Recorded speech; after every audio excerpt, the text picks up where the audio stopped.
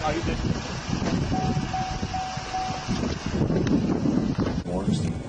So, everybody behave. And action. Okay, I'm rolling to.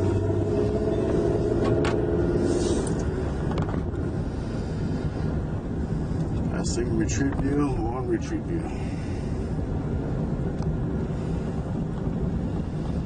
Today's date is February the 27th. It's now 5:20 in the afternoon, 17:20 hours. And this is reference to Sanford Police case number 2012 5000 1136. 1136. This is where he tells me he first sees him. First spots him here? Yeah. Okay.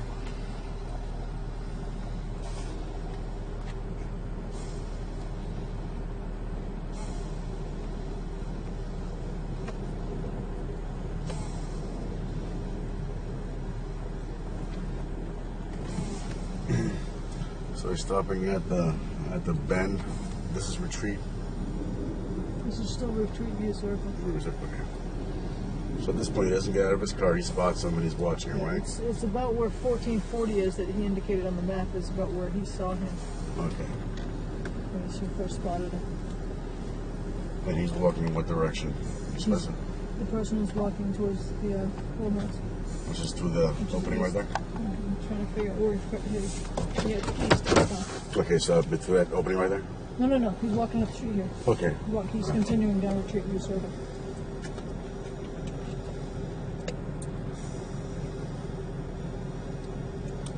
Why don't you go ahead and ride with him to get the audio from inside there?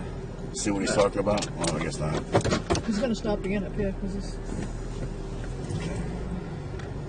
Let him get it done. Yeah, why don't you do that? Yeah. Alright, I'm gonna pause it. Let him know. Pick him up at. Right here, right in front of this house. Okay. Right in front of 1460? Yes, sir. All right. And what was he? He was walking in between the buildings, or? He was walking like in the grassy area, like up towards, kind of between these two poles, and like I said, it was rainy, and he was just leisurely looking at the house, and like I said, my wife I left for the grocery store, and I just felt like something was off about him. Right.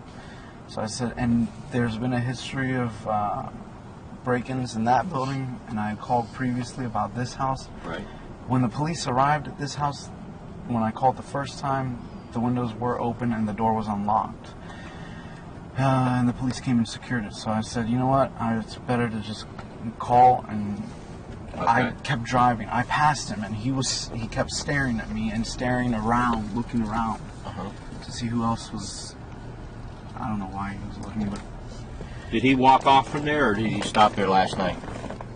he stopped, and he like looked around, and that's why that's what threw me off. Was it's raining.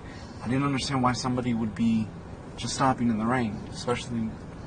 You know, then it wasn't like he was trying to run to get out of the rain, and I had never seen him before. Didn't look like he was exercising. Where was he standing at when he stopped? Right in front of 1460. On the sidewalk or in the Yeah, grass? in the grassy area. Right in the grassy area. Yes. Okay. Like about right in front of where the car is. Yes, sir. And then I drove past him. Okay. And I went to the clubhouse. All right. Up here on the right-hand side. And parked up there. Yes, sir. And what was his naturally? You're good. Naturally, he left. He caught up to you up here, or?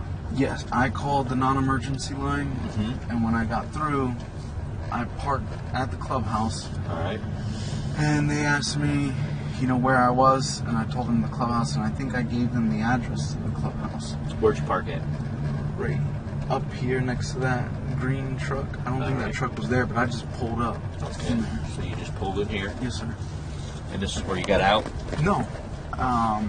This is where I just stopped to call, and then he walked past me, and he kept looking at my car, and still looking around at the houses and stuff. So then the dispatcher said, where did he go? What direction did he go in? And I said, I don't know. I lost, because he cut down here and made a right. I guess it's Twin Trees Lane. he made a right in there. And they said, well, what direction did he go in? And I said, I don't know, I can't see him. Okay. And they said, can you get to somewhere where you can see him? And I said, yeah, I can. So I backed out.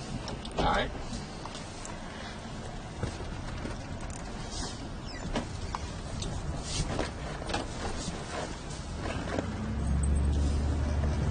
And I made this right here.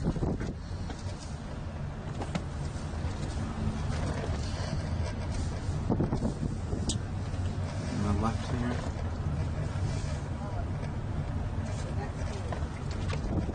And I parked right about where that sign is in the yard. In front of the Ford truck. Yes, and I saw him standing right about here. And I saw him walking back that way and then cut through the back of the houses.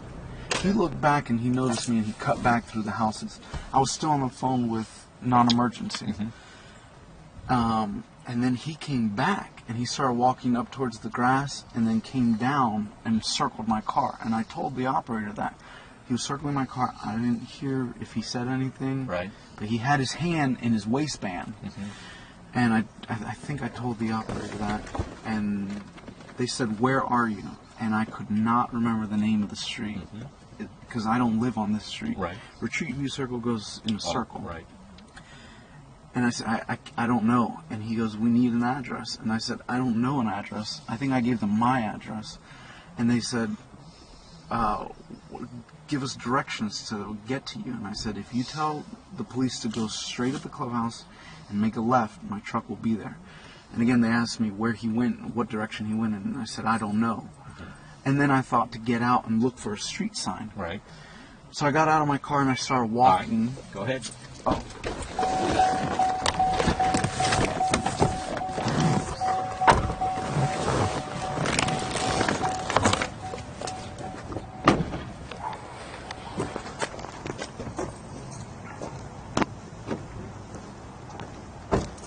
I was still on the phone with non-emergency and I started walking Okay.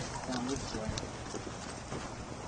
And because I didn't see a street sign here, but I knew if I went straight through that that's Retreat View Circle, and I could give him an address because he said, just give me the address of the house you're in front of. Okay. And there's no address because these are the back of the houses. So I walked straight through here, and I didn't see him at all. I was walking, and I was still on the phone with the non-emergency. Okay. I got to about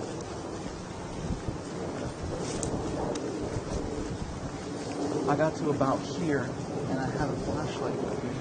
Okay. The flashlight was dead though, and I looked around and I didn't see anybody. And I told non-emergency, I said, you know what? He's gone. He's not even here. Right. So I still thought I could use their address, so I walked all the way through.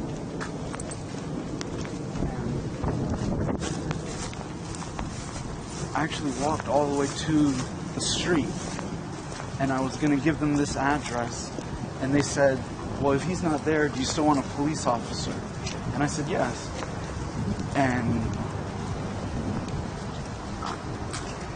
they said, do you still want a police officer? And I said, yes. And they said, are you following him? Oh, I'm sorry, back there, they said, are you following him? And I said, yes, because I was, in the area. And they said, we don't need you to do that. And I said, okay. So that's when I walked straight through here to get the address so that I could meet the police officer. And then they said, I said, he's not here. They said, do you still want him to come?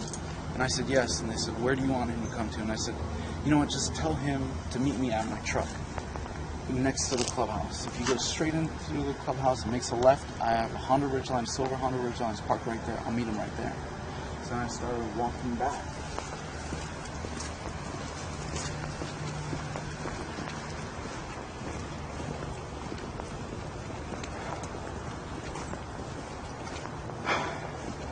When I passed here, I looked, I didn't see anything again, and I was walking back to my truck. And then when I got to right about here, he yelled from behind me to the side of me. He said, yo, you got a problem? And I turned around and I said, no, I don't have a problem, man. Where was he at? About? He was about there, but he was walking towards me. So he's coming with this direction here. Yes, sir. I believe, like I said, I was already past that, so I didn't see exactly where he came from, but he was about where you were. Okay. And I said, no, I don't have a problem. And I went to go grab my cell phone, but I left it in a different pocket. And I looked down in my pant pocket, and he said, you got a problem now. And then he was here, and he punched me in the face. Right here? Right up around here. Okay. To be honest with That's you, fine. I don't remember exactly. That's fine. I think I stumbled, and I fell down. He pushed me down. Somehow he got on top of me. On the grass or on the cement? It was more over towards here. I think I was trying to push him away from me, and then he got on top of me somewhere around here. And that's when I started screaming for help. I started screaming help as loud as I could. And then is when he grabbed me. Oh, I tried to sit up, and that's when he grabbed me by the head and tried to slam my head down. Were you on the cement or you on No, my body was on the grass. My head was on the cement. you can't see your best like this in this one? Yes, sir. That's as best as I could feel through my jacket. I felt like my body was on the grass and my head was on the cement, and he just kept slamming it. And I kept yelling, help, help, help, as loud as I could. He put his hand on his nose, on my nose, and his other hand on my mouth. He said, shut the fuck up. And then I tried squirming again, because all I could think about was when he was hitting my head against it, felt like my head was going to explode, and I thought I was going to lose consciousness. So I tried to squirm so that I could get, because he only had a small portion of my head on the concrete. So I tried to squirm off the concrete. And when I did that, somebody here opened the door, and I said, help me, help me. And they said, I'll call 911. I said, no, help me. I need help. And I don't know what they did, but that's when my jacket had moved up, and I had my firearm on my right side hip. My jacket moved up, and he saw it. I feel like he saw it. He looked at it, and he said, you're going to die tonight, motherfucker. And he reached for it, but he reached, like I felt his arm going down to my side, and I grabbed it, and I just grabbed my firearm, and I shot him one time. After you shot him, keep on going. What did he say? After I shot him, he like sat up. So you're still in this position here, basically. Yes, sir. Laying down here. You shot him, so he's in the grass. Yes, sir. He was on top of me like this. I shot him, and I didn't think I hit him because he sat up and he said, "Oh, you got me. You got it. You got me. You got it." Something like that. So I thought he was just saying, "I know you have a gun now. I heard it. I'm giving up." Mm-hmm. So I don't know if I pushed him off me or he fell off me. Either way, I got on top of him and I pushed his arms apart. I said, You trying to flip him over? I don't remember That's how fine. I got on top of him. I'm sorry. That's fine. But I got on his back and I moved his arms apart because when he was repeatedly hitting me in the face and the head, I thought he had something in his hands. So I moved his hands apart. So you had him face down then? Yes, face down, and I was on his back. And then somebody came with a flashlight, and I thought it was a police officer. Mm-hmm. So I said, "Are you the police?" And I still had my handgun out, and I told him, I said, "Are you the police? My gun's right here." And he goes, No, I'm not. I'm calling the police." I said, "Don't call the police. Help me restrain this guy." And he said, "I'm calling the police. I'm calling the police." And I said, "I already called. They're on their way. They're coming. I need your help." And then's when the police officer came around. I saw the police officer, so I stood up and I holstered my weapon. And he said, "Who shot him?" And I said, "I did." And I put my hands up. I said, "I did." And I don't know if he told me to. I just automatically turned my back to him.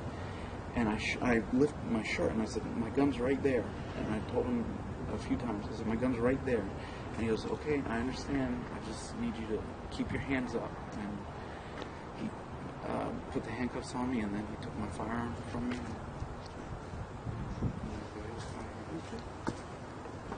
Questions?